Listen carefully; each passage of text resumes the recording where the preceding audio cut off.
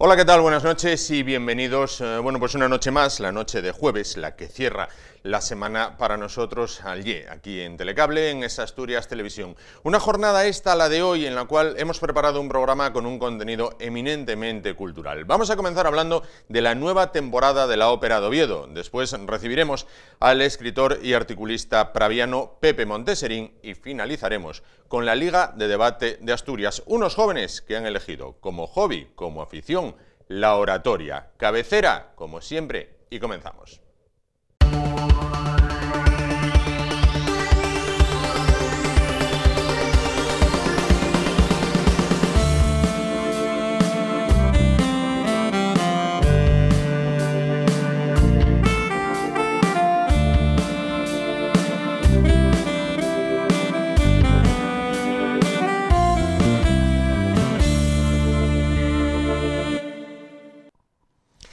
Bueno, pues hoy toca hablar de cultura y cuando hablamos de cultura en Asturias y más concretamente en la capital del Principado, pues una parte tremendamente importante la constituye año tras año la temporada de ópera, que si no me falla la información, pues alcanza este año la número 73.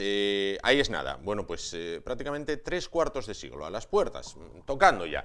Los 3/4 de siglo son los que contemplan la ópera de Oviedo. Bueno, vamos a hablar de esta temporada, una temporada que ya se ha iniciado, con lo cual, bueno, pues ya vamos a poder hablar con una previa o una primera valoración de lo que ya está en marcha, pero hablaremos también del resto de títulos. Una temporada, suponemos, ahora nuestros protagonistas, nuestros siguientes invitados de esta noche nos lo aclararán, distinta porque, bueno, pues ya se lo imaginan, distinta por lo de siempre, por lo del coronavirus y las restricciones que obliga pues a todo, desde nuestra vida diaria, en aspectos como el colegio, el trabajo, las relaciones sociales, bueno, pues a la ópera también ha llegado. Y vamos a ver cómo se capea este temporal. Ellos ya en el folleto de mano que tienen, pues dicen, prevenidos, la función va a continuar. Bueno, pues prevenidos estamos. Presidente, director, en este caso con nosotros Juan Carlos Ovejero Alonso, presidente de Ópera de Oviedo.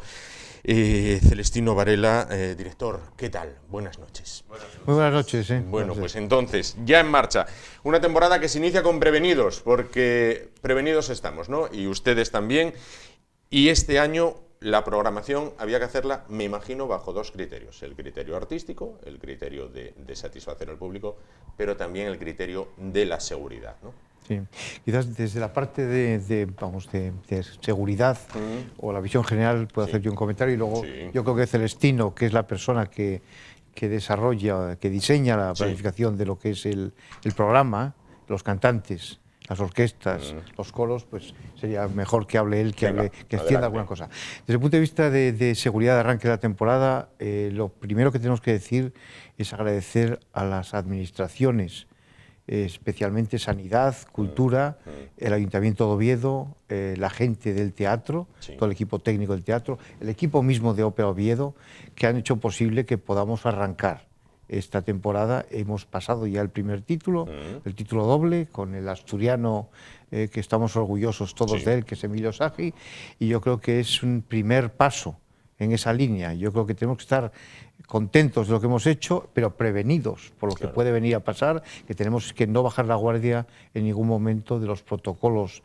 de seguridad que hemos desarrollado con ellos para la ejecución de la temporada. ¿En qué aforo estamos ahora mismo en el Campo Amor para las funciones? En estos momentos yo creo que la administración, en colaboración con ellos, que fueron los que trabajamos todo este verano y anterior al verano también, con la administración sanitaria y también con las otras administraciones, estamos alrededor del 42%, de 42-43% de porcentaje de aforo en estos momentos.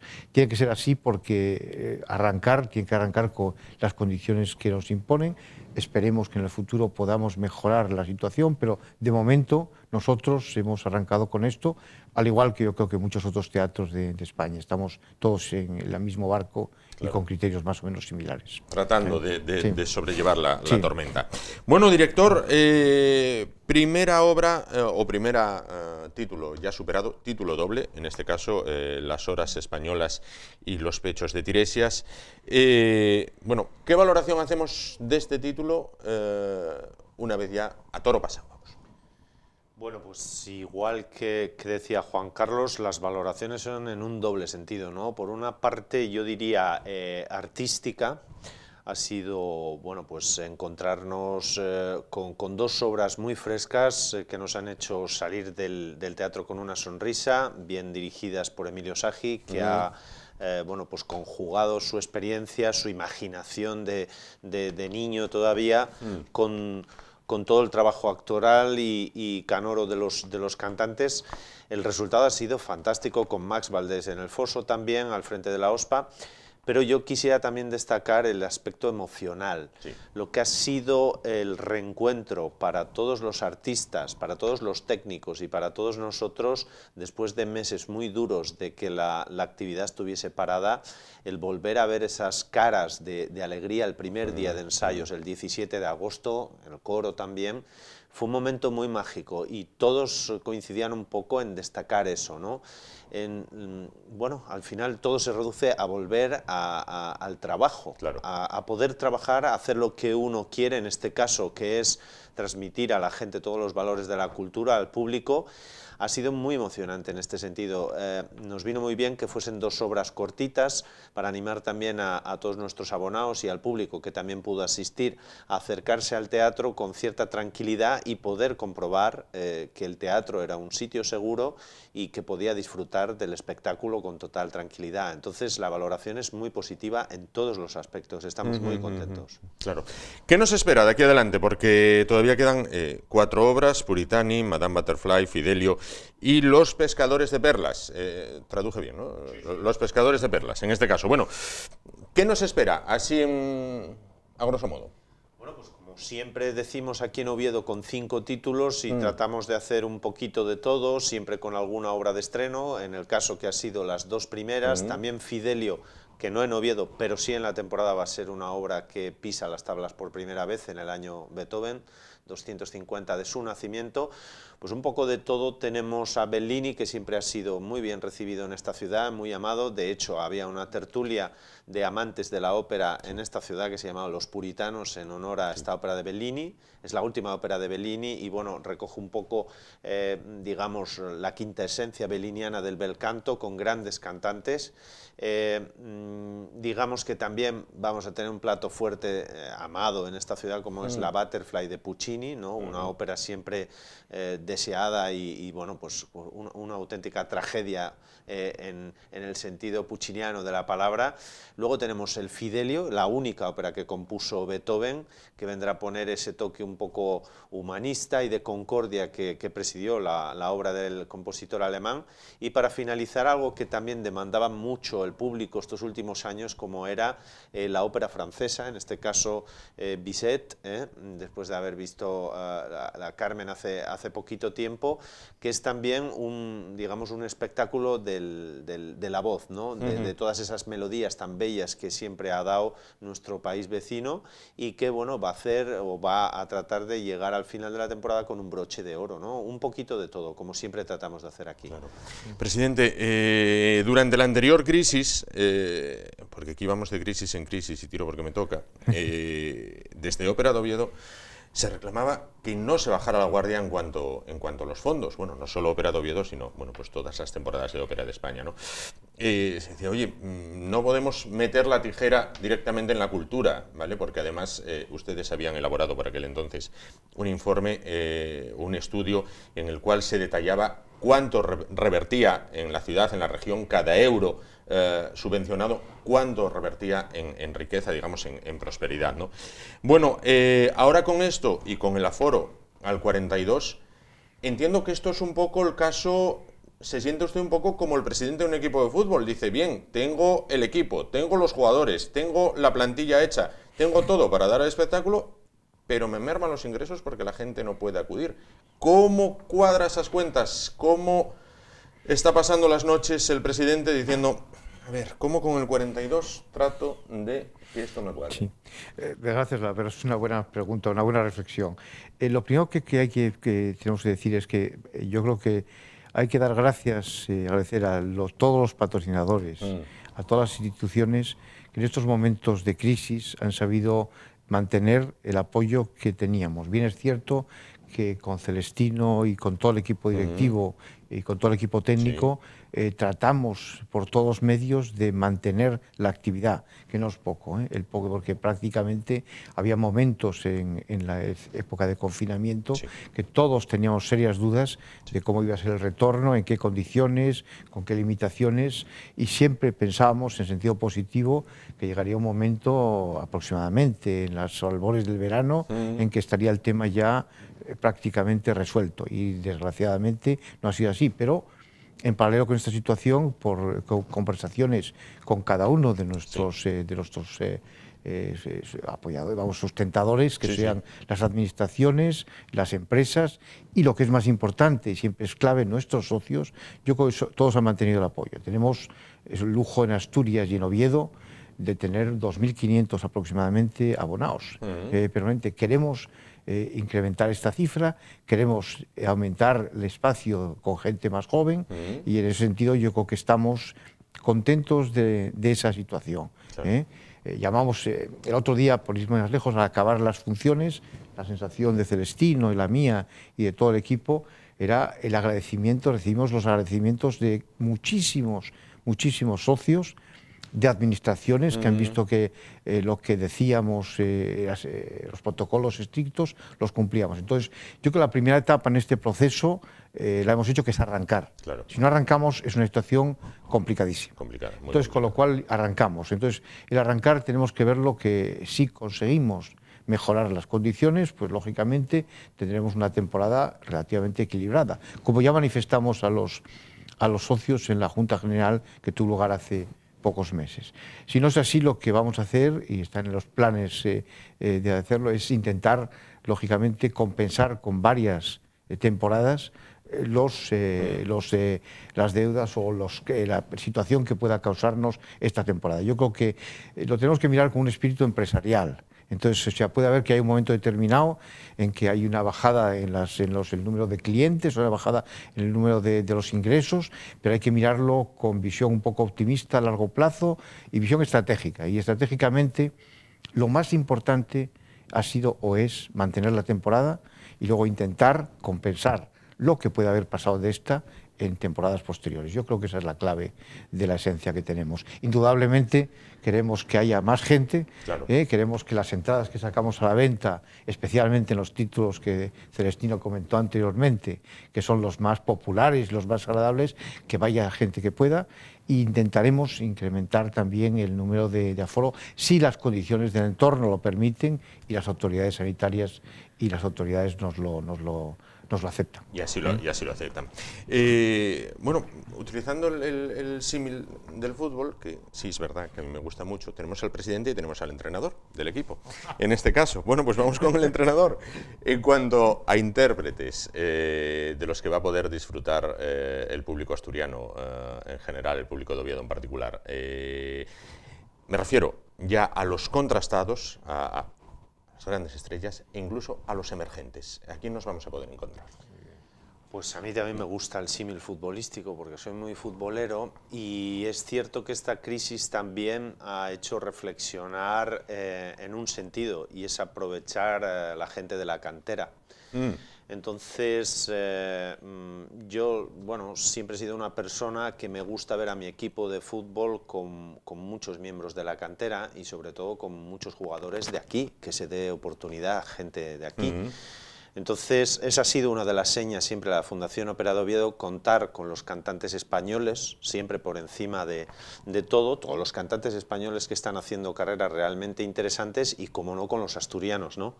Yo, de hecho, fui un día un cantante asturiano y se empezó a apoyarme aquí en esta casa y luego yo hice mi carrera, ¿no?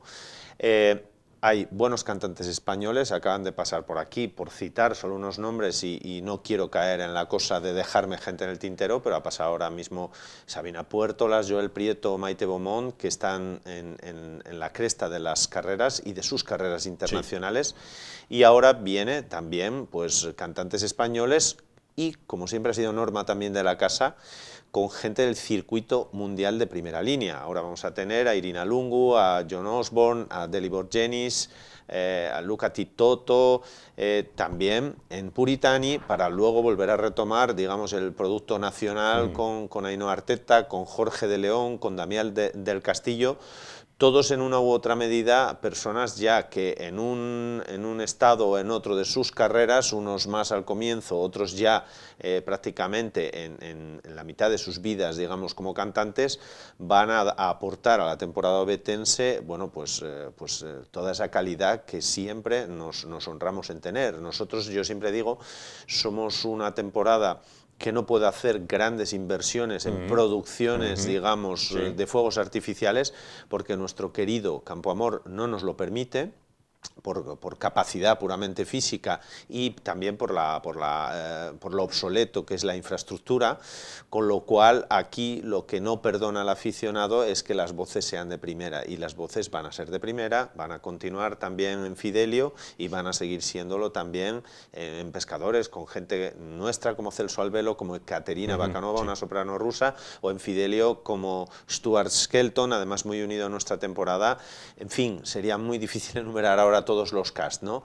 Pero a mí me gusta el símil futbolístico y siento que se han hecho plantillas que conjugan un poco todo lo mejor de nuestro país y que además en este momento necesita ser apoyado con una presencia también asturiana. Está Beatriz Díaz, está Jorge Rodríguez Norton, etcétera, con una presencia también bueno, pues del resto del circuito internacional. Claro.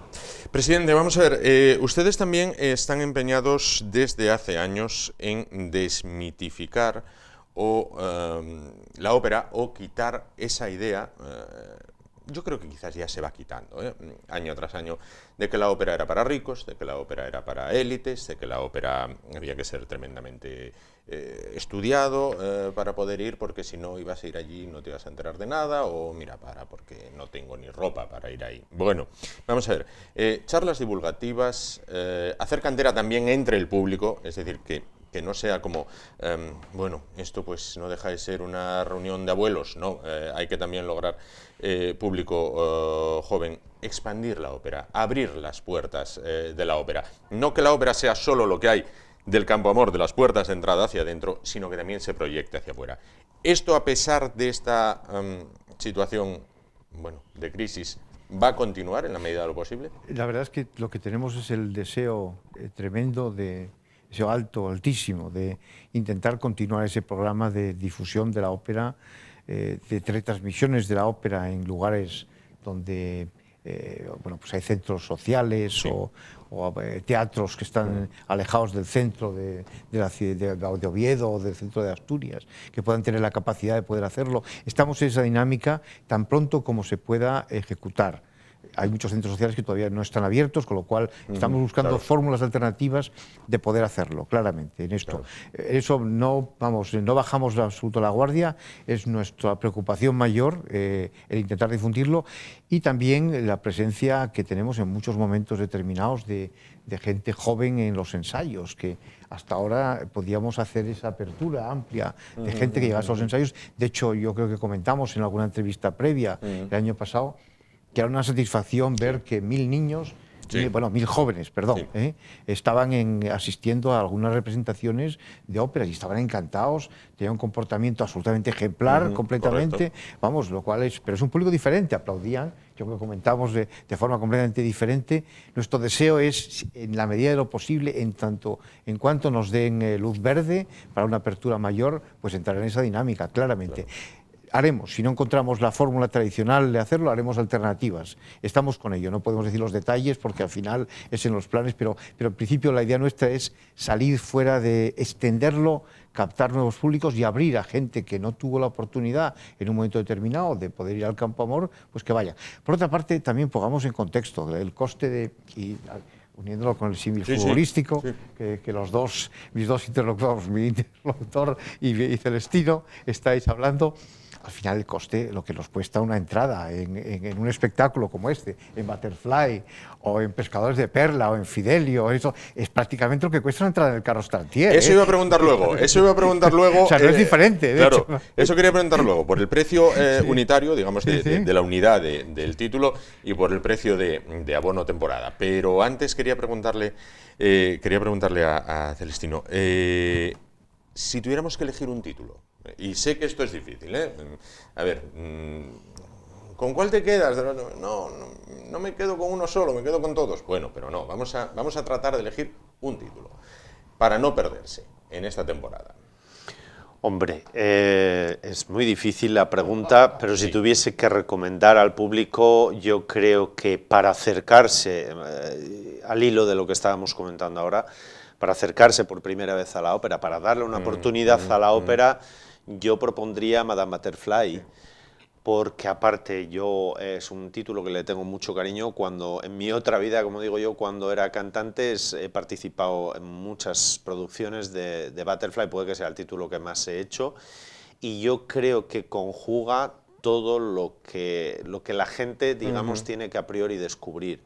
Una historia maravillosa, una música de ensueño y una emoción hasta el final, con un desenlace que bueno, era aquello que tenía Puccini, que nos enganchaba a todos con esos desenlaces tan trágicos de lo que tanto ama el ser humano, ¿no? Claro. Parece que muchas veces nos regocijamos en ese tipo de finales, pero sin duda, y en la clave de tratar de atraer a un público nuevo, Butterfly es el título de esta temporada. El título de esta temporada. Sí. Presidente, ¿qué nos cuesta un título y qué cuesta toda la temporada?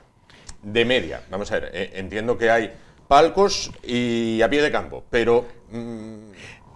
Como en todo, y supongo que el fútbol será un desglose de cantidades completamente diferentes. En otro vídeo era un palco, que otro lado directamente. Yo creo que una cantidad, y quizás me equivoque ahora mismo, pero alrededor de...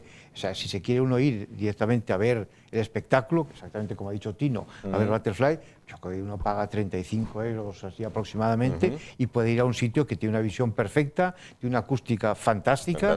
Y sinceramente, porque la configuración de nuestro teatro lo permite, tiene una sensación de proximidad al espectáculo que en otros lugares de España no es así. Claro. Yo he ido a entradas en otros sitios, no vamos a decir cuáles, porque al final siempre, pero en los cuales estabas en un sitio teóricamente bueno y la sensación es de lejanía. Aquí, gracias a Dios, el teatro es un teatro tipo italiano, muy bien configurado, y entonces desde cualquiera de ellos la sensación es, en mi opinión, de proximidad.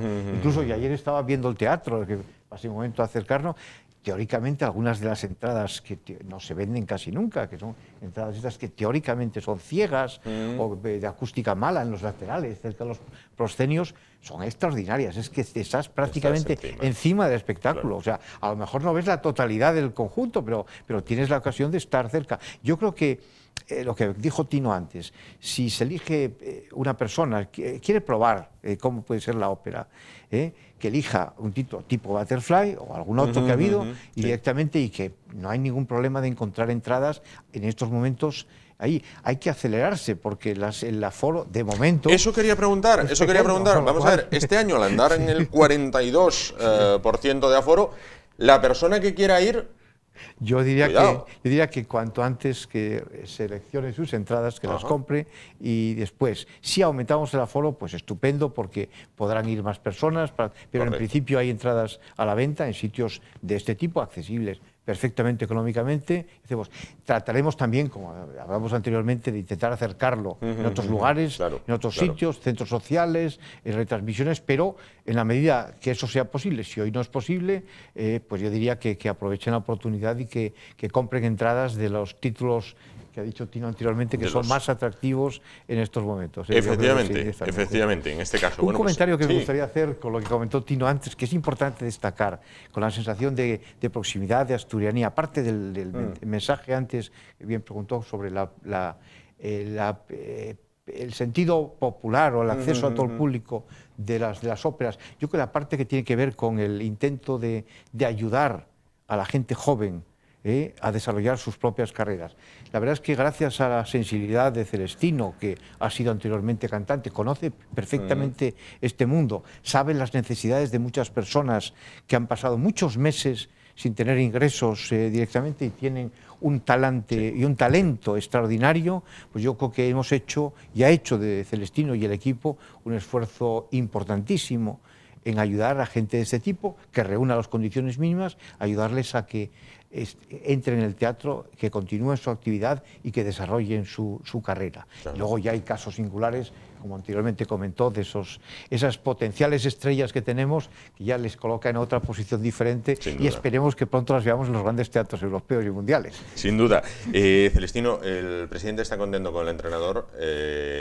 ¿Nos vamos a UEFA o nos vamos a Champions? Champions, directamente. Sí. Todos decimos Champions. Directamente. Bueno, pues nos vamos directamente a Champions con la ópera de Oviedo. Bueno, antes de irnos, dos apuntes muy rápidos. Uno en lo institucional, presidente, y otro en lo personal. En lo institucional, la ópera está encarnada en Oviedo. Jaime Martínez tiene una plaza en la ciudad. No importa el color político que gobierne el ayuntamiento, la ópera es parte de Oviedo, ¿no? Vamos a ver, nosotros ayer se abrió la placa y conmemora esta calle, que fue una decisión promovida parte por nosotros, lógicamente, con otras instituciones y fundamentalmente totalmente apoyada por el ayuntamiento, por la corporación, sin colores directamente. Ayer era una buena muestra de esa situación en la cual estaban gente de todo el espectro político, que han sido amigos de la persona, de Jaime, que es una persona muy querida por nosotros, y ahí estaban presentes, con lo cual yo creo que la ópera, encarnada en ese momento en la plaza o en la inauguración de la plaza por Jaime, y también en la presencia que nosotros observamos en todas las funciones, no tiene colores. Al final van todas las personas de todo espectro político, del espectro social, de las instituciones, a disfrutar de lo que hay ahí y el mensaje que hay detrás de todo esto, que eso es muy importante. Claro que sí. En lo personal, presidente, con esta situación en la que estamos, me decían, pregúntale, vamos a ver, claro, no se sabe qué va a pasar en Navidad.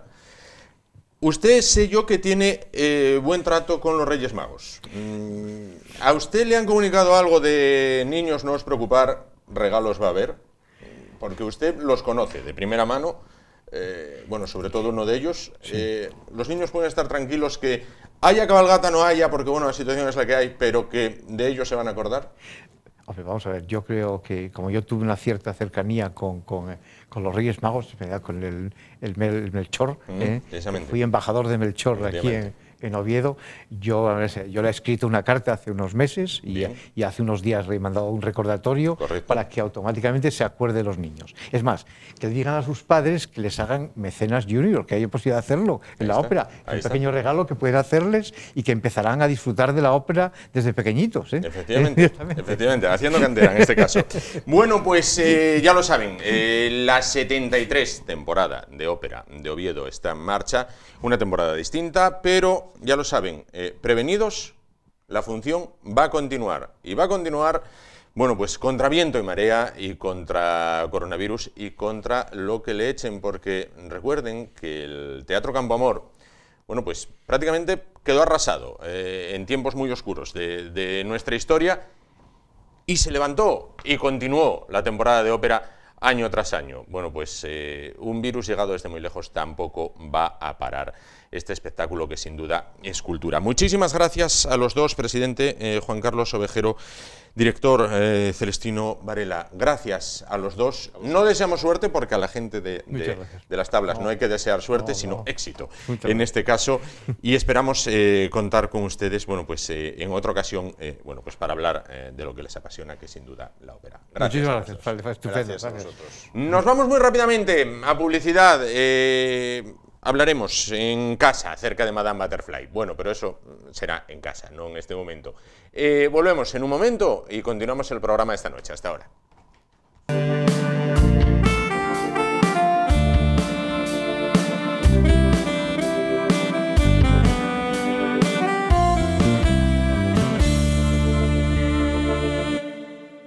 Bueno, pues vamos a continuar el espacio de esta noche. Si primero hablábamos de ópera, bueno, pues a continuación vamos a hablar de literatura. Bueno, pues ¿por qué?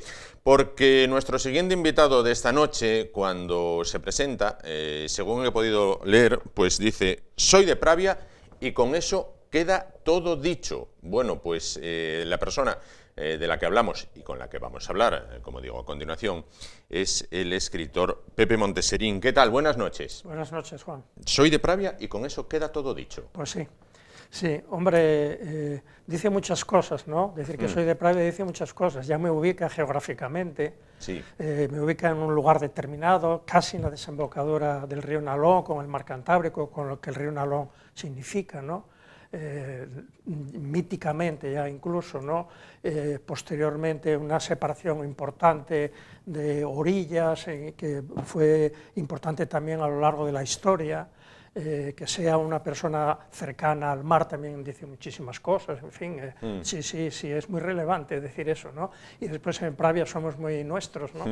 Claro, en Pravia, y luego ya hablamos de literatura, pero en Pravia, ¿podríamos decir aquello de cualquier tiempo pasado fue mejor? ¿Pravia tiene vida actualmente? Sí, no, eso no se cumple con Pravia, la verdad, para ser honrados, Pravia está viviendo, yo creo que muy mejores tiempos. Yo personalmente, mi infancia es insuperable, fui feliz y nunca lo volví a ser como lo era, ¿no? Pero Pravia sí es más grande que era, tiene más habitantes, tiene muchísimas más actividades culturales, o sea que Pravia sí está mejor, yo creo que sí está mejor de los años 50, por ejemplo, cuando yo nací. Claro. Bueno, pues vamos a hablar de libros, vamos a hablar de literatura con Pepe Monteserín, porque tenemos aquí sobre la mesa lo que es, por el momento, su última obra. Sí, es enorme, es enorme. Se titula Con mucho gusto. Pesa lo suyo, es enorme. 3 kilos. 3 kilos. Y quise leer en algún lado más de 500.000 palabras. ¿Es la primera vez? Sí. Es la primera vez que veo la reseña de un libro donde pone más de 500.000 palabras. Sí, y digo, sí. madre mía. Sí, sí. Nunca lo había visto. Bueno, plagado de fotografías. Bueno, ¿qué nos podemos encontrar en Con mucho gusto? Vamos a ver. Bueno, antes el número de palabras, cuando no existían los ordenadores era muy raro hablar de eso, ¿no? Podía más o menos saberse que por página habría unas 1000 o 500, depende, ¿no? En este caso es un libro con también más de 3000 fotografías, y el número de palabras pues lo dice ya en la propia aplicación de Word, ¿no? Cuántas palabras hay, incluso cuántas letras, ¿no? Sí. Entonces, bueno, una novela corta suele tener 50.000 palabras, bueno, esto es, pues eso, 500.000 palabras también es muy significativo. Claro, si son huecas, si son poco cuidadas, pues sería un desastre, ¿no? ¿Qué podemos encontrar en este libro? Sobre todo, literatura. Sí. Esto es un testamento mío literario. Es un libro en el que por los 4 costados hay amor a la literatura. Y a través de 301 personajes que yo fui encontrando por el mundo, sus estatuas, las estatuas de estos personajes que yo fui encontrando por el mundo, a través de ellos verdaderamente cuento mi sentimiento. Hago mis reflexiones sobre la obra de ellos y la comparo con lo que yo pienso, con lo que yo creo que debe ser la literatura, etcétera, ¿no? Entonces vengo a contar con palabras de otros mi propio sentimiento literario, mi experiencia literaria después de 25 años casi que llevo escribiendo, porque yo antes de ser escritor era otra cosa, es una curioso. Claro. Autores que van desde Homero hasta J.K. Rowling. O sea, es un viaje en el tiempo. Sí, incluso hay uno anterior a Homero, que yo dedico un capítulo, que es Moisés, que Moisés es todavía anterior, ¿no? Pero sí, llegué a hablar de Homero, porque Homero, bueno, tiene obra, ¿no? Tiene obra. Moisés tiene la tabla de los 10 mandamientos, que no es poco. No es poco. Y creo que han dado bastante de sí. Sí. Han dado un poquito de sí. Bueno, vamos a ver, más de 45 libros ya publicados, que abarcan todo tipo de temas. Sí, todos los géneros. Yo, excepto un género que no cultivo, o por lo menos no publiqué, es la poesía. Es el único género que yo no me siento capaz, que yo creo que no estoy a la altura. Pero aún así publiqué algunos pequeños poemas en asturiano y demás. Es el único género que sí me gusta emplear el asturiano, ¿no? Pero todos los demás géneros sí los trabajé y fui premiado además en todos. La dramaturgia, la novela de varios tipos, el relato corto, el relato hiperbreve, los ensayos, los artículos periodísticos cortos y largos, deportivos o sesudos, en fin, absolutamente todos los géneros los trabajé y me gusta, me encuentro bien en ellos, ¿no? ¿Dónde lo podríamos enmarcar? Porque si lo miras así, parece una enciclopedia. Sí, tengo más libros que son difíciles de colocar en una estantería, no solo por su tamaño o por su peso, sino también por su contenido, ¿no? Incluso yo tengo una novela que la presenté a un premio de ensayo y me dieron el premio de ensayo, Ciudad de Valencia. O sea que en mi primera novela, que es Mar de Fondo, lo subtitulo La aventura empresarial. Es una novela y al mismo tiempo hablo de cómo se crea una empresa, incluso cómo se desmonta, ¿no? Bueno, pues este también es una mezcla de enciclopedia, libro de viajes, libro de literatura, encuentro álbum familiar, artístico en cuanto a la escultura, porque hablo sobre todo de los bustos, por supuesto digo siempre los bustos de estos personajes, quien los creó, por lo tanto también hablo muchísimo de arte. Es una mezcla enorme que no es imposible de clasificar. Claro. Numerosísimos premios literarios. ¿Es suya la frase o me informaron mal? Solo me presento a aquellos premios literarios que puedo ganar. No me reconozco ahí, no. Entonces me informaron mal. Bueno, a lo mejor lo dije, pero no. Yo me presenté a muchos premios que perdí, ¿no? Y sí, bueno, sí reconozco, a lo mejor sí es mía, porque si sé que es un premio dado, no me presento. Por ejemplo, yo no me presento al Planeta, no me presento al Alfaguara, no me presento a una serie de premios que están dados de antemano. O sea, ¿por qué se convocan y por qué algunos presumen de llegar a la final?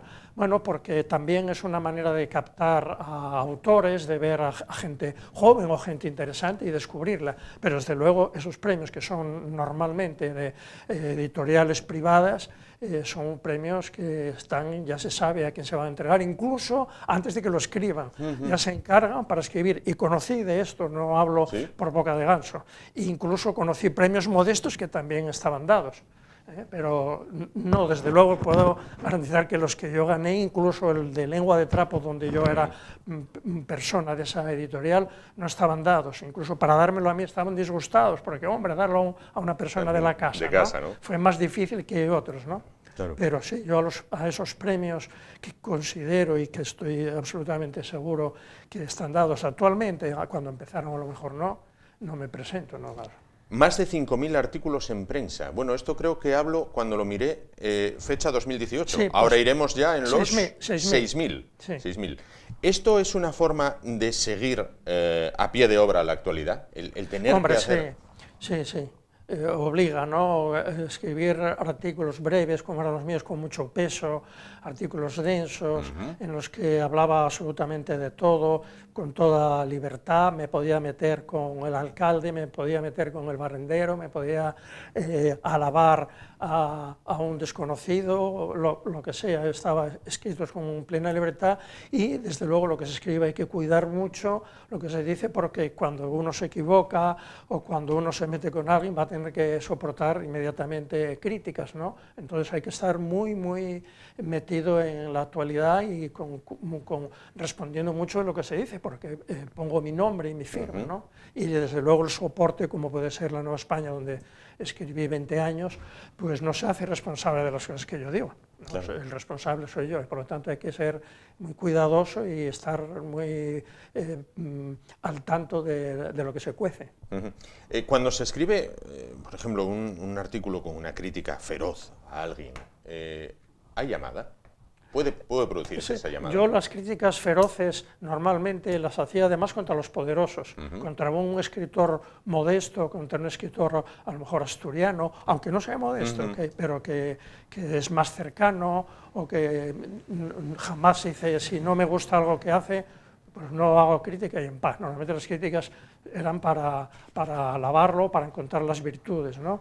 Pero sí, por ejemplo, un gran periodista nacional, como me ocurrió con Cebrián, con otros, escribe una novela y es mala, como suele ser, pues lo digo, ¿no? Y después sí, a veces hay llamadas para que me modere. No digo del periódico, pero en general, ¿no? Puede haber llamadas, hombre, o incluso lo que se suele hacer, que es buscar a otra persona que le pelotee, ¿no? Para compensarlo con 3 o 4 más y dejarme a mí pues a un lado, ¿no? Bueno, vivimos tiempos de pandemia, hemos vivido tiempos de confinamiento, no sabemos si van a volver. El otro día me mandaban unas fotos al WhatsApp, imágenes del campo San Francisco completamente vacío, y me ponían debajo, feliz día del bollo. ¿Esto daría para una novela? Todo esto del confinamiento, la pandemia, el virus, Sí, no sería la novela que yo escribiría ahora porque me aburriría, ¿no? Y además sería pues muy tópico ya ahora mismo escribir una novela sobre la pandemia, pero ya hace... todavía ayer viendo una película con mi mujer, somos muy aficionados al cine, le preguntaba a ella, que es todavía más enterada que yo, si ya está habiendo películas en las que la gente sale con máscaras, ¿no? Bueno, apenas hubo cine desde entonces, los estudios están cerrados, es muy complicado, ¿no?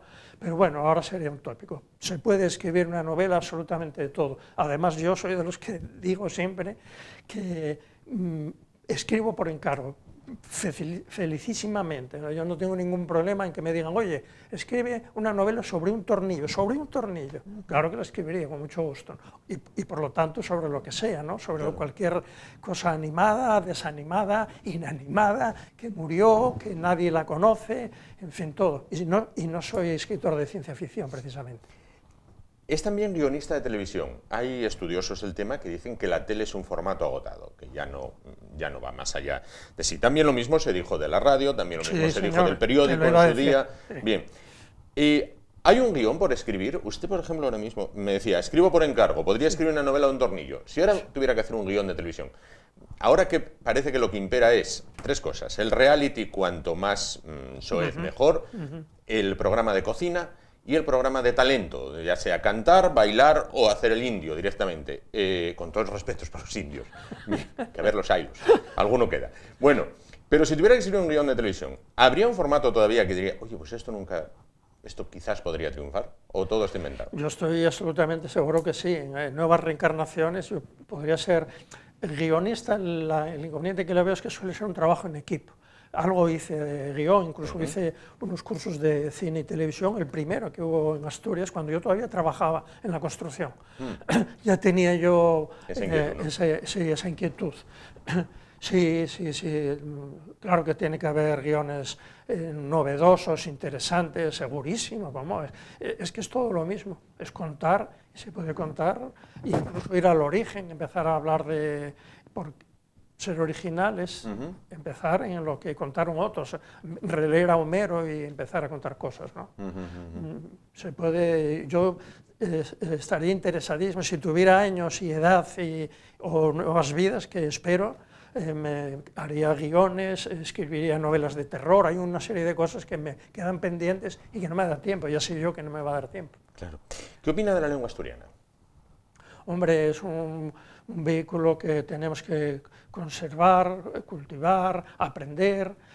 Yo no cogí ese tren a tiempo, soy de la generación en la que hablar en asturiano era de paletos, nos avergonzábamos del asturiano, y después me llegó tarde. Hombre, si me dedicara expresamente a eso, siempre llega un tiempo, pero yo tengo muchísimas cosas que hacer, tengo caminos por los que avanzar que me encuentro más competente, pero me parece admirable, ¿no?, que se mantenga y que se conserve esa lengua y que se hable, ¿no?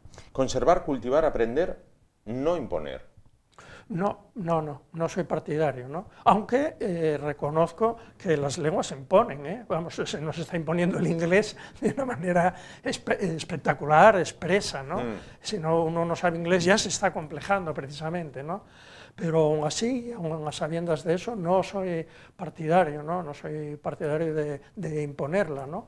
Ahora reconozco que si se quiere conservar y que si se quiere mantener, pues hay que hacer una serie de esfuerzos legales para que se aprenda, ¿no? Yo no soy partidario, pero gustándome, sintiéndome orgulloso de esta lengua, como del inglés, en su momento me sirvió para conocer a otras personas, poder alternar con personas que estaban muy distantes de mi tierra como mínimo, ¿no? Como tengo amigos en Japón, pues me tengo que entender en inglés. ¿no? Nuestros presidentes del gobierno, creo que hasta el último, no saben inglés. ¿Tendría que ser materia obligatoria? Es decir, mira, si quieres ser presidente del gobierno, o sabes inglés, o mira, no me parece, porque yo tuve jefes cuando trabajaba en la construcción, que trabajé también 20 y pico años, porque soy muy mayor, tenía jefes que yo creo que no sabían ni escribir. Bueno, sabían escribir, no eran ágrafos, hacían su firma y podían a lo mejor escribir una carta, tengo dudas, y sin embargo no lo necesitaban para nada. Y no sabían, por supuesto, nada más que el castellano, poco, pero lo sabían bien, eran inteligentísimos, no necesitaban para nada, ya tenían a personas que les tradujeran y demás, ellos estaban centrados en lo que estaban, y estaban muy centrados, y sabían crear fortunas, crear empleo, etcétera, ¿no? Yo creo que el inglés, uno puede ser un buen presidente y no saber ningún idioma, y creo que claro que sí, ya habrá gente que lo sepa. Hay muchísima gente que sabe muchos idiomas y no sabe decir nada con ninguno de sus idiomas. Eso es verdad. Eso es verdad. Bueno, volvemos con mucho gusto. De todos los autores, esto es como, supongo que sea como el que tiene 7 hijos y le dicen, ¿a cuál quieres más? Bueno, ¿Cuál prefieres de los que están efectivamente, pero bueno, de todos los autores, si usted tuviera que quedarse con uno, oye, mira, es muy denso el libro, pero mira, léete este que te va a gustar. Bueno, pues sí, me quedaría con una. Sí. No somos las mujeres las que más abundan ahí, por razones lógicas. Normalmente los escritores eran hombres y las mujeres ni las dejaban, ¿no? Escribir, o tenían que disfrazarse de hombres para escribir. Yo me quedaría con una mujer que efectivamente tuvo que disfrazarse de hombre y lleva nombre de hombre, George Eliot. Mary Evans es la mujer inglesa y me quedaría con ella. Y me quedaría con una obra de ella, porque no todas para mí son todas buenas, pero la mejor y la que está muy por encima de todo lo que se escribió, muy por encima de la mayor parte de las cosas que escribió, es Middlemarch. Middlemarch es el nombre de una población inglesa que ella inventa y aprovecha ese nombre, esa población, para hablar de sus habitantes, ¿no? Esa para mí es una de las obras más importantes que leí, las que más me marcó. Esa sería una, ¿no? Pero bueno, hay muchísimos, claro. Muchísimos, podría enumerar y de hecho los tengo enumerados, yo tengo paciencia para eso, los 1000 que más me gustan, ¿no? Los 1000 que más me gustan. Bueno, entonces, para finalizar voy a pedirle una recomendación. Vamos a ver, vamos camino de Navidad y no sé si vamos también a la vez camino de otro confinamiento, esperemos que no. Pero bueno, si tuviera que recomendarme un autor o un libro para leer, ya sea en Navidad o ya sea en confinamiento, ¿cuál? Pues un clásico, y a fuer de pedante, como no quiero decir nada actual, un director de una tertulia que ya falleció, a la que yo asistí muchísimos años y seguimos con la misma tertulia, él ya falleció, el doctor Eugenio Torrecilla, decía que él no leía cosas que fueran posteriores a 100 años, a un siglo, ¿no? Entonces, para no recomendar uno reciente, y además me metería seguramente en problemas porque me gustaría decir alguno asturiano y también me metería en problemas por mencionar a ese y no a otros tantos amigos que tengo, ¿no? Así que me voy, como lo citamos antes, a Homero, a la Ilíada, uno de los libros también que más me marcó, que más disfruté y que debe de leerse, pero bueno, cuando uno tenga o mucha vida o más de 40 o 50 años, ¿no? Pero recomendaría la Ilíada, y siento parecer pedante porque yo no soy profesor de literatura, yo soy aparejador de profesión, pero es un libro extraordinario. Pues con la Ilíada nos quedamos. Pues Pepe Monteserín, con su obra magna, con mucho gusto, muchísimas gracias por estar con nosotros esta noche, acercárnosla y charlar, bueno, pues acerca no solo de esta obra, sino de todo lo que hemos hablado. Muchísimas gracias. Un placer, Juan, a vosotros. Bueno, pues nos vamos, uy, que se me cae, nos vamos muy rápidamente a los anuncios. Cambiamos la camisa porque vamos a hablar a continuación, vamos a cambiar totalmente de asunto. Hemos hablado de ópera, hemos hablado de literatura. Bueno, pues vamos a cambiar la camisa porque vamos a hablar de un tema que también, bueno, pues tiene su atractivo para muchos. Llega la hora, para muchos, yo incluido, de ponerse a dieta.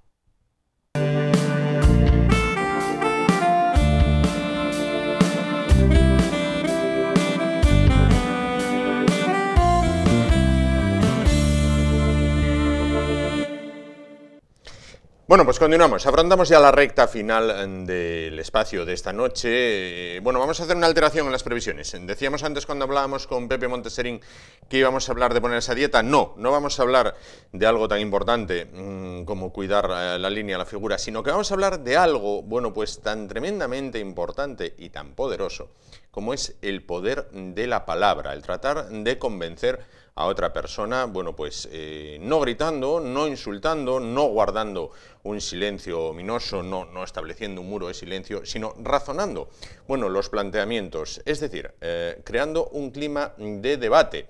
Quizás muchos de nuestros actuales políticos, bueno, pues podrían tomar ejemplo y dedicarse más a debatir que a faltar de una manera más o menos velada. Bueno, pues en Asturias existe el Club de Debate de Asturias, en este caso, que el sábado, bueno, pues tiene una jornada importante en el edificio histórico de la universidad, ya que es la jornada de bienvenida para lo que van a ser sus nuevos integrantes. Se abre una nueva temporada para ellos, para el Club de Debate de Asturias. Es tiempo, por tanto, un año más para conocerlos un poquito más de cerca. Nos acompañan esta noche dos de sus integrantes. Paso a presentárselos. Iván Rico es el presidente de este Club de Debate de Asturias. ¿Qué tal? Buenas noches. Buenas noches, Juan.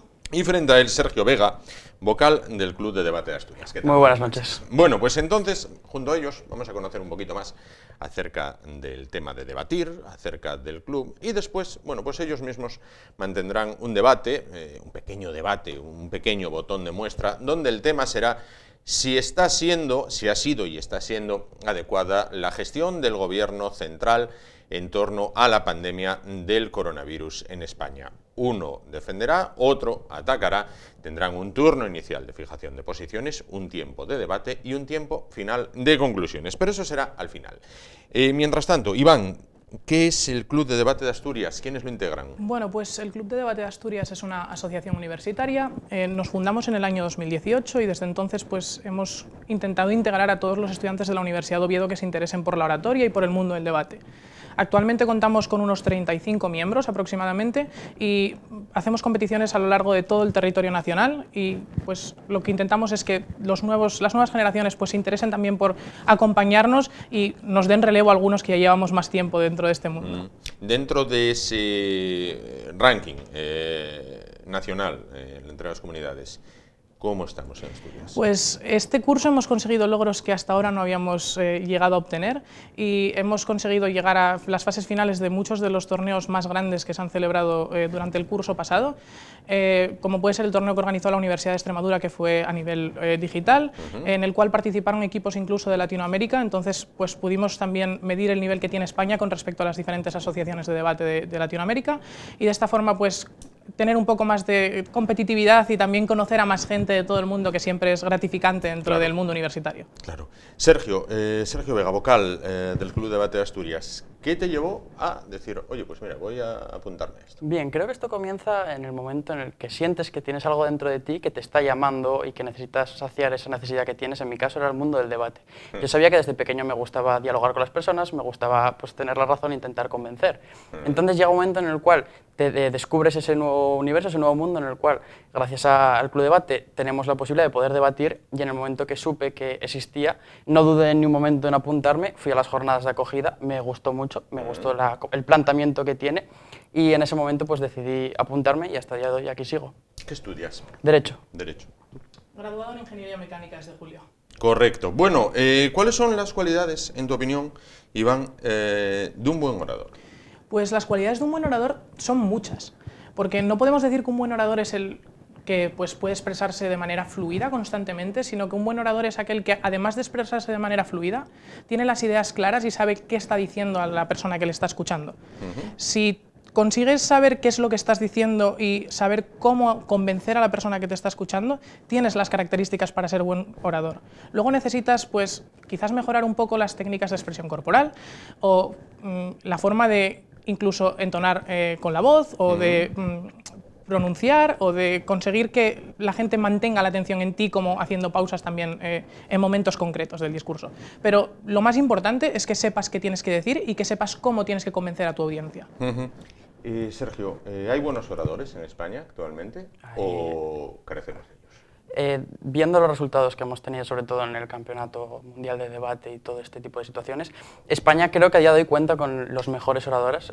Tenemos, de hecho, si vas a los resultados que hay en campeonatos del mundo, España siempre está en la cabeza, contamos con finalistas, campeones, mejores oradores, así que yo podría asegurar con total certeza que sí, que España tiene unos grandes oradores, por lo menos las juventudes. Claro. Bueno, cuando hablamos de oradores, siempre, bueno, pues de una manera u otra, vamos a pensar en políticos, ¿vale? Bien, entonces, voy a daros 5 nombres, ¿vale? Abstraigámonos de las siglas políticas, bien, no se trata de valorar la sigla política, sino el nivel de oratoria de cada uno, y quisiera que me hicierais un top 5, ¿vale? Del primero al quinto, ¿vale? Pedro Sánchez, Pablo Casado, Santiago Abascal, Pablo Iglesias, Inés Arrimadas. ¿Para ti? Haciendo un conjunto global y dejándonos a un lado completamente las ideas, yo pondría en primer lugar a Pablo Iglesias, porque realmente sabe cómo conectar con la audiencia, o al menos sabía cuando apareció en el panorama político hace 5 años, quizás lo ha ido perdiendo con el tiempo, pero sigue teniendo ese enganche con la gente. Después pondría a Santiago Abascal, porque también es un hombre que tiene un discurso muy firme y la gente es capaz de seguirla y entender realmente lo que te está diciendo en todo momento. Luego pondría a Inés Arrimadas y por último pondría a los 2 líderes de la vieja política. ¿Para ti? Yo coincido con Iván en el primero, estoy de acuerdo que Pablo Iglesias sin duda a día de hoy es el que mejor es capaz de expresar sus ideas y de convencer. En segundo lugar, creo que pondría a Inés Arrimadas, es una mujer con las ideas bastante claras, sabe exponerlas, sabe al público que se dirige y lo concentra bien. En tercer lugar, y ya andan un poco más seguidos, creo que pondría a Pedro Sánchez, que desde que es presidente del gobierno creo que ha dirigido muy bien su discurso, lo ha sabido integrar. Y en cuarto y quinto lugar pues estaría ahí Abascal y Casado, que más o menos están en el mismo nivel para mí. A nivel mundial, y con esto abro el abanico más, no solo la política, ¿quién consideras que a día de hoy es el mejor orador? A día de hoy es difícil encontrar un orador con grandes características en términos generales, pero si tuviéramos que centrarnos en un buen orador, yo pondría de ejemplo a Justin Trudeau, el presidente canadiense, el primer ministro canadiense, que creo que es una persona que en sus discursos sí que consigue captar la atención de todas las personas que le están escuchando y además de captar esa atención, pues focalizar en los problemas que realmente les pueden llegar a importar. Y si tuviéramos que abstraernos a nivel histórico, yo creo que indudablemente Martin Luther King es la persona con mejores discursos en la historia reciente. Y si nos centrásemos únicamente en España y en histórico, creo que Fernando Onega escribió unos discursos espectaculares para el expresidente del gobierno, Adolfo Suárez. La misma pregunta para ti. Yo... además, haciendo el apéndice que hizo él, actual orador e históricamente. Actual orador, creo que me cuesta encontrar realmente uno. Para mí, Vladimir Putin hace buenos discursos, sabe interpretar las situaciones de la gente, sabe cuándo hacer bromas, aunque parezca una persona muy seria, maneja el alemán con una fluidez espectacular, el francés prácticamente domina todos los idiomas, así que por lo menos está bastante formado y dentro de la visión que tiene la gente, Vladimir Putin se maneja muy bien en la oratoria.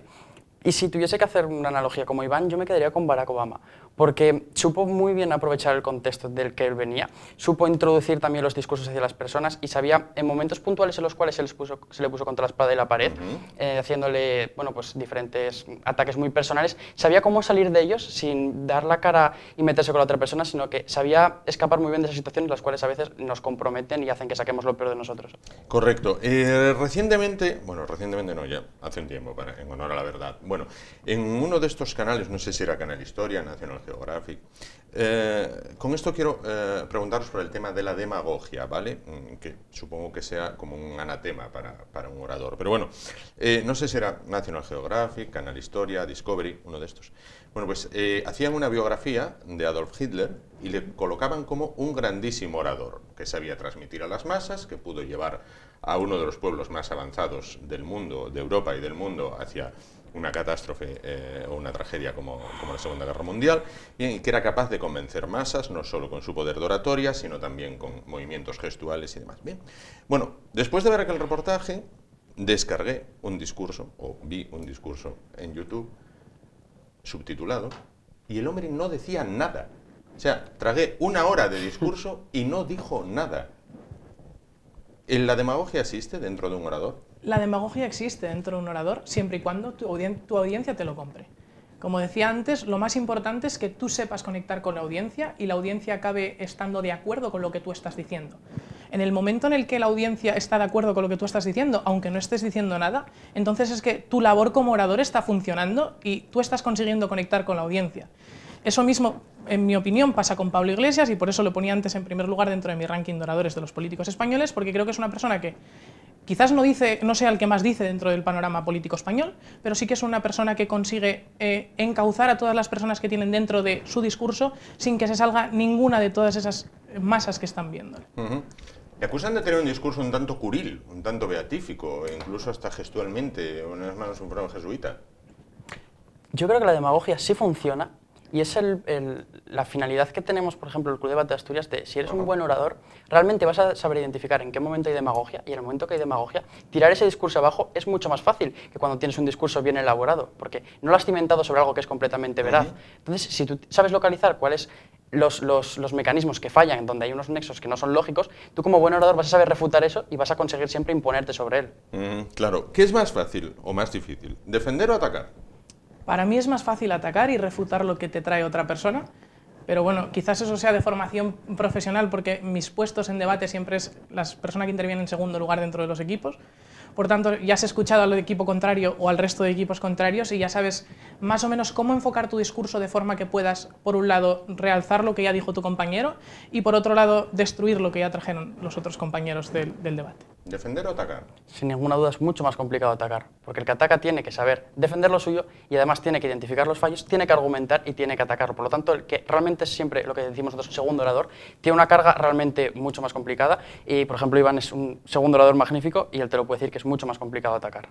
Bueno, pues vamos a debatir en este caso. El tema elegido es la gestión que ha realizado y que realiza el actual gobierno central sobre la pandemia del coronavirus.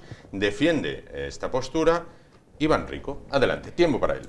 Vale, pues comenzando con la defensa de por qué el gobierno sí que ha hecho una buena gestión de la pandemia del coronavirus, pues yo creo que el gobierno ha hecho una buena gestión de la pandemia del coronavirus porque han sabido anteponerse a unos problemas que jamás nos habíamos visto dentro de la historia reciente de España. Desde el año 1978 que entramos en el Estado democrático que somos ahora, no hemos tenido ninguna situación tan complicada como esta en la que no supiéramos con certeza qué iba a pasar en el momento siguiente. Entonces creo que el gobierno tenía una posición muy complicada en tanto en cuanto no sabían qué era lo que tenían que hacer y no sabían qué era a lo próximo que se tenían que enfrentar. Han ido actuando en el momento en el que iban sabiendo diferentes cosas. Por ejemplo, nos confinaron después de las manifestaciones del 8 de marzo porque antes de esas manifestaciones no habíamos tenido ningún tipo de indicio de que en España tuviéramos una situación descontrolada, pero se vio como justo después de esas manifestaciones pues sí eran necesarias medidas duras de confinamiento como las que vivimos a partir del día 15 de marzo en España. Bueno, ha empleado 50 segundos, tiempo para, en este caso, Sergio Rico, ya. Bien, creo que lo que está diciendo Iván sí tiene parte de razón, pero le falla una cosa muy importante y es que el gobierno de España actuó mal desde un principio. En el momento que sale una pandemia desde China, tú sabes cómo es el gobierno de China, sabes que ellos guardan un montón de secretos para ellos, sabes que tienen unos intereses los cuales no van a favor del resto de Europa, sino que siempre están mirando para ellos. Por lo tanto, en el momento que tú tienes una información de China, sabes que están confinando gente y le están haciendo hacer cuarentena, debes empezar a sospechar de lo que está haciendo China. Y como gobierno, pues no cierres las fronteras, pero yo lo que hubiera hecho sería empezar a coger respiradores, empezar a coger mascarillas, hacer un acopio para luego no vernos en la situación tan pésima en la que se encontraba España, viendo que, habiendo hecho caso a China, estaban completamente seguros de que iba todo bien, cuando realmente el problema era que había que desconfiar de China. Y luego, aludiendo al tema de las manifestaciones, eso fue un tremendo error por parte del gobierno de España, el permitir que se fuese a ese tipo de manifestaciones, donde luego tuvimos unos resultados muy negativos a las personas, porque ya de mano sabían que había cierto riesgo y se decidió dar pie a este tipo de manifestaciones, sobre todo desde la parte de la izquierda, que a ellos les interesaba mucho ese tipo de manifestaciones feministas, lo cual al final terminó siendo un tremendo perjuicio para las personas. Bueno, turno inicial de fijación de posiciones para ambos, pueden debatir. Vale, pues contestando muy rápido a los diferentes puntos, al punto de China y al punto de por qué las manifestaciones no deberían haberse realizado. En primer lugar, el punto de China. China pertenece a la Organización Mundial de la Salud y la Organización Mundial de la Salud es un ente global que debería de informarse de todo lo que ocurre en cada uno de los estados que pertenecen a su organización. En el momento en el que los datos que tiene la Organización Mundial de la Salud, que vale, puede ser que China también quiera mentir a un órgano supranacional y a un órgano pues relativamente más importante que cualquiera de los estados mundiales, en ese momento la Organización Mundial de la Salud debería haber alertado a China de tú me estás dando datos falsos, deberías darme datos verdaderos, pero es que ni siquiera la Organización Mundial de la Salud sabía que esos datos eran falsos, por lo tanto el gobierno de España no podía anteponerse a eso. Y por otro lado, contestando a las manifestaciones y por qué las manifestaciones no debían haberse realizado. En España, cuando se realizaron las manifestaciones, no había más que 100 casos confirmados, creo, de COVID-19. En el momento en el que solo tienes 100 casos confirmados, no puedes decir que un evento de grandes magnitudes puede ser un peligro, porque 100 contagiados de una enfermedad puede haberlos el primer día que sale la epidemia de gripe todos los años y no es un grave perjuicio para la sociedad. Sin embargo, en este caso, pues quizás no eran 100, quizás sí que eran 5.000 o quizás sí que eran 6.000, pero el gobierno, uno, no disponía de la información para saber que eran esos 5.000 o esos 6.000, por lo tanto las manifestaciones podían realizarse, y dos, el gobierno pues podía tener intenciones en que esas manifestaciones se realizasen para ver la fuerza que verdaderamente tenía ese gobierno, lo cual puede ser totalmente legítimo para cualquier gobierno democrático. Sergio Vega. Bien, creo que escudarnos en que como la Organización Mundial de la Salud no tenía los conocimientos necesarios, de esa forma podemos justificar a España, creo que no es completamente cierto. España cuenta con una gran cantidad de profesionales, tiene sus propios científicos, tiene sus propios investigadores, y sí, tenemos que hacer caso a lo que nos dice la Organización Mundial de la Salud, pero aún así tenemos que tener criterio propio. Es como la pregunta de ¿qué criterio debe prevalecer, el GPS o la decisión del conductor? Vale, el conductor va a primar siempre sobre el GPS, en este caso fue lo que tenía que haber hecho España. En el momento que había un número de expertos que le estaban demostrando al régimen político que se encontraba en el momento de oye, mira, esta es la situación actual, deberíamos hacer esto, y todo el gobierno les estaba ignorando, en ese momento ya tenemos un momento válido para empezar a tomar unas decisiones. Y luego, no solo hablo del principio de cómo empezó la pandemia a nivel mundial y sobre todo basado en el territorio español, sino cómo se fue desarrollando.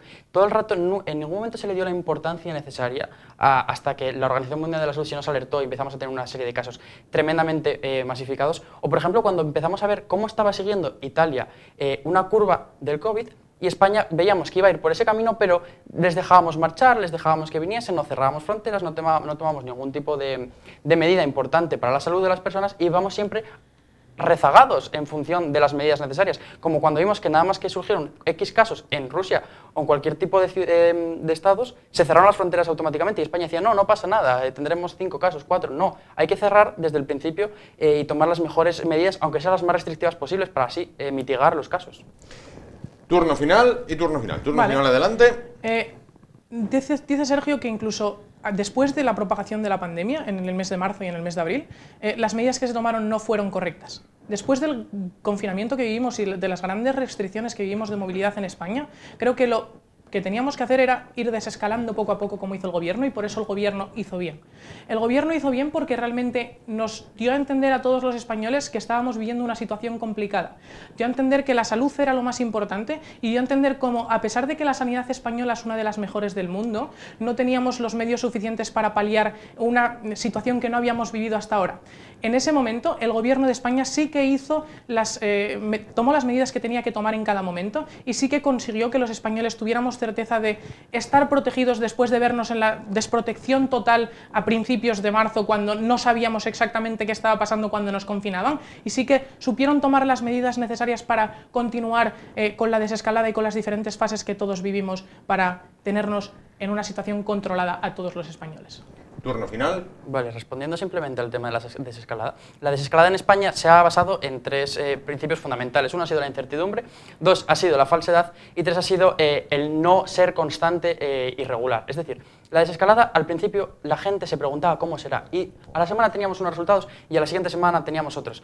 Luego se empezó a ceder la competencia a las comunidades autónomas y se empezó a gestionar individualmente. ¿Por qué se cedió la competencia a las comunidades autónomas? Bien, porque España es un Estado descentralizado y dos, porque se consideró que las comunidades autónomas iban a poder gestionar el tema del COVID mucho mejor que el Estado. Esto lo que hizo fue, uno, quitarle legitimidad al Estado en sentido de que ellos podían haber impuesto las medidas, además teniendo el artículo 155 de la Constitución española en sentido de tener completamente plausibilidad y poder ejercer ellos completamente mediante la prórroga que se había votado por parte, sobre todo al principio del PP, de Ciudadanos, de todo este tipo de partidos políticos para que tuviesen plenas potestades y aún así no las aprovecharon y al final lo que terminaron es por ceder las competencias a las comunidades autónomas, lo cual también es legítimo y está perfectamente justificado, pero lo que hizo fue deslegitimar al Estado y deshacer que la desescalada fuese mucho más inestable para las personas y caracterizada en la incertidumbre.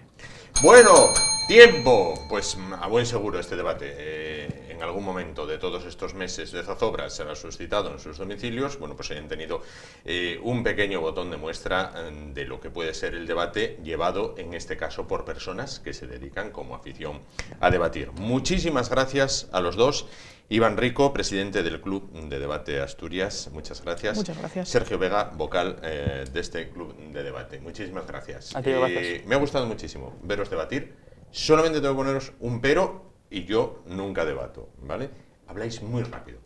Habláis muy rápido. Sí. Queréis decir muchas cosas en muy poquito tiempo. El resto, fantástico, fenomenal.